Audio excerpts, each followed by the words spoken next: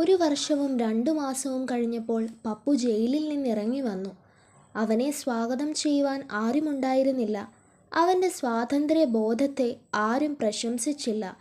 അതൊന്നും അവൻ പ്രതീക്ഷിച്ചിരുന്നില്ല. നെയ്ത്തു കമ്പനിയുടെ വാതിൽക്കൽ ചെന്ന് അവൻ തലയും ഉയർത്തിപ്പിടിച്ചങ്ങനെ കുറേ നേരം നിന്നു. അവൻ്റെ കൂട്ടുകാർ കമ്പനിയിലേക്ക് കയറിപ്പോകുന്ന സമയമായിരുന്നു അത്. അവരാരും അവനോടൊന്നും ചോദിച്ചില്ല. അവരാരും അവൻ്റെ നേരെ നോക്കിയുമില്ല.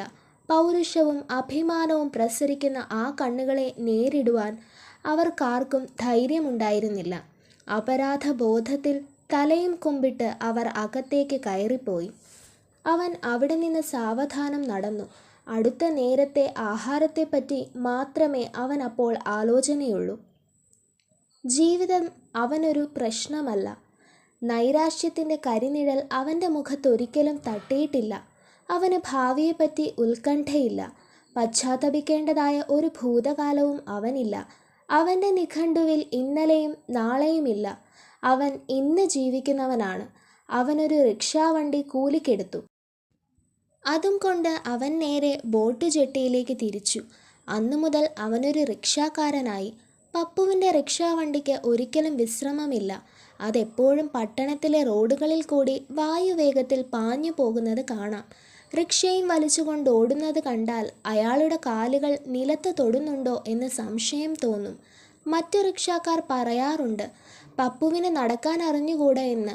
ശരിയാണത്. അയാൾ ഓടി ഓടി നടപ്പു മറന്നുപോയി. വണ്ടിയിൽ ആൾ കയറിക്കഴിഞ്ഞാൽ പടഹധ്വനി കേട്ട പടക്കുതിരയെപ്പോലെ അയാൾക്കുത്സാഹമാണ്. വെയിലെന്നില്ല, മഴയെന്നില്ല, അയാൾ ഓടുകയായി. ഇടതുകൈ കൊണ്ട് വണ്ടി അമർത്തിപ്പിടിച്ച് വലത് കൈ ഉദാസീനമായി ബെല്ലിന് സമീപം വെച്ചുകൊണ്ട് ശരീരം മുന്നോട്ട് അല്പമൊന്ന് വളച്ച് ശിരസുയർത്തിപ്പിടിച്ച് പായുന്ന ആ പാച്ചിൽ ഒന്ന് കാണേണ്ടത് തന്നെയാണ്.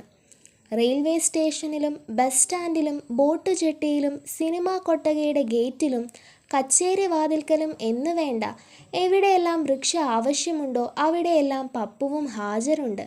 ട്രെയിനും ബസ്സും ബോട്ടും വരികയും പോവുകയും ചെയ്യുന്ന സമയമെല്ലാം അയാൾക്ക് നല്ല തിട്ടമാണ്. പുതിയ സിനിമാ പടങ്ങൾ വന്നാൽ അതെത്ര നാൾ ഉണ്ടെന്നും എത്ര സമയം കൊണ്ട് തീരുമെന്നും അയാൾക്ക് നിശ്ചയമുണ്ട്. കച്ചേരിക്ക് കാറിൽ പോകുന്ന വക്കീലന്മാർ എത്രയെന്നും നടന്നു പോകുന്നവരെത്രയെന്നും റിക്ഷായിൽ പോകുന്നവരെത്രയെന്നും അയാൾക്കറിയാം. അയാൾ മറ്റുള്ള റിക്ഷാക്കാരെ പോലെ ആളെ കിട്ടുവാൻ വേവലാതി കാണിക്കാറില്ല. ഉദാസീനമായ ഒരു ചിരിയും ചിരിച്ചുകൊണ്ട് റിക്ഷയുടെ മുമ്പിൽ അങ്ങനെ നിൽക്കുകയേ ഉള്ളൂ. പപ്പുവിൻ്റെ റിക്ഷയിൽ ഒരു പ്രാവശ്യം കയറിയിട്ടുള്ള ആൾ പിന്നെ എപ്പോഴും അയാളുടെ റിക്ഷ അന്വേഷിക്കും. പപ്പുവിന് പണം സുലഭമായി കിട്ടുന്നുണ്ട്. കിട്ടുന്ന പണമെല്ലാം ഒരു ചായക്കടക്കാരനെ ഏൽപ്പിക്കും. ഊണും ചായ കുടിയും കിടപ്പും അവിടെ തന്നെയാണ്. അയാളുടെ ഏറ്റവും വിശ്വസ്തമിത്രമാണ് ചായക്കടക്കാരൻ. അയാൾ കൊടുക്കുന്ന പണത്തിൽ നിന്ന് ചെലവ് കഴിച്ച് ബാക്കിയുള്ളത് ചായക്കടക്കാരൻ സൂക്ഷിച്ചു വെച്ചുകൊള്ളും.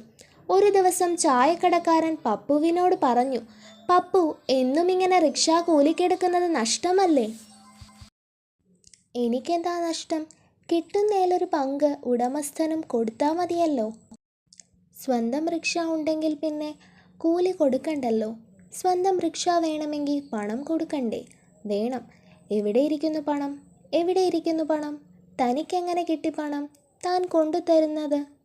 എൻ്റെ ചെലവിനല്ലേ ഞാൻ പണം തരുന്നത്. തൻ്റെ ചെലവ് കഴിച്ച് മിച്ചമുണ്ട്. ഒരു റിക്ഷ വാങ്ങാൻ തികയുമോ? തികയും. ഒരു റിക്ഷ വില പറഞ്ഞു വെച്ചിട്ടുണ്ട്. നാളെ അത് വാങ്ങും.